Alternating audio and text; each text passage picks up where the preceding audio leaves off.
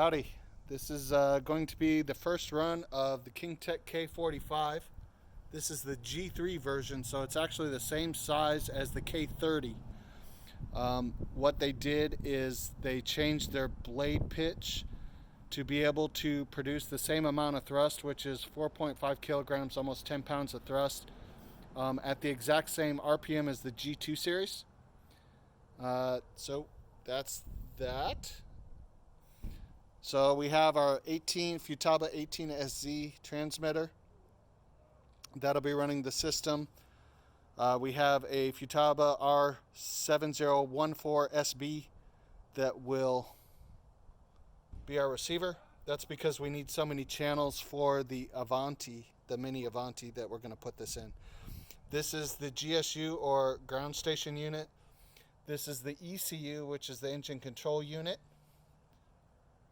There's our fuel pump. All that comes with, of course, the engine. We have a 1.3 liter Kevlar tank.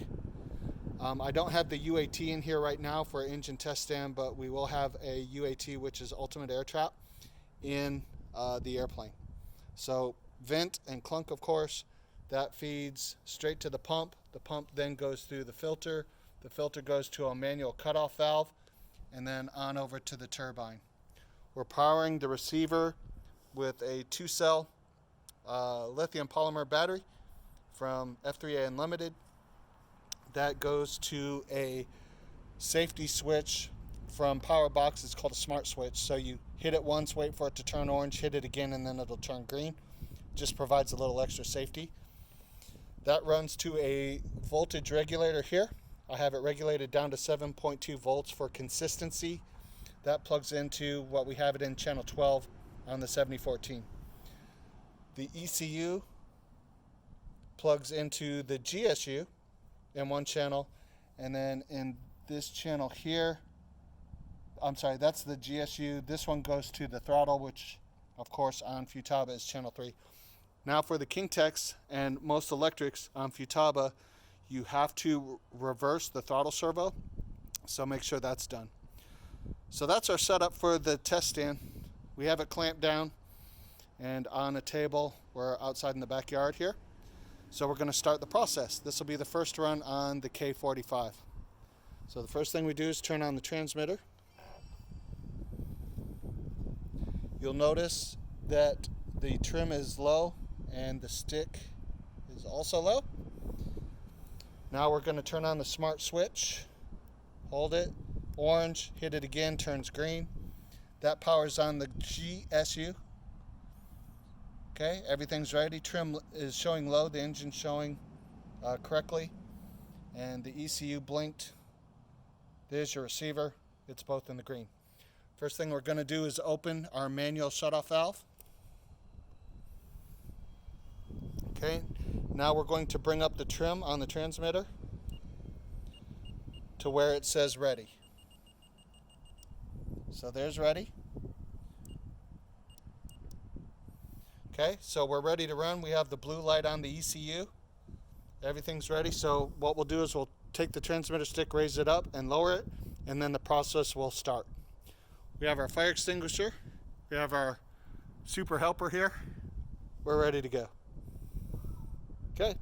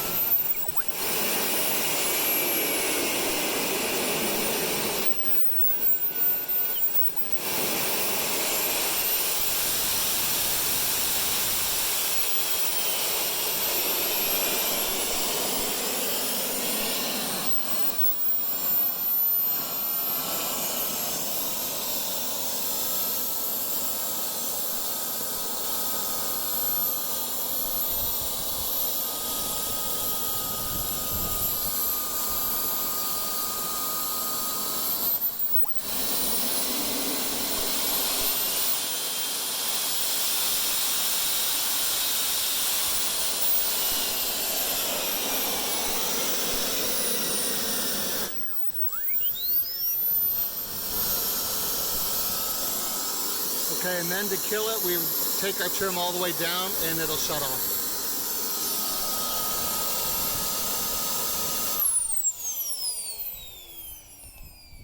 Okay, now it's going to enter a cooling mode, so it'll actually spin by itself.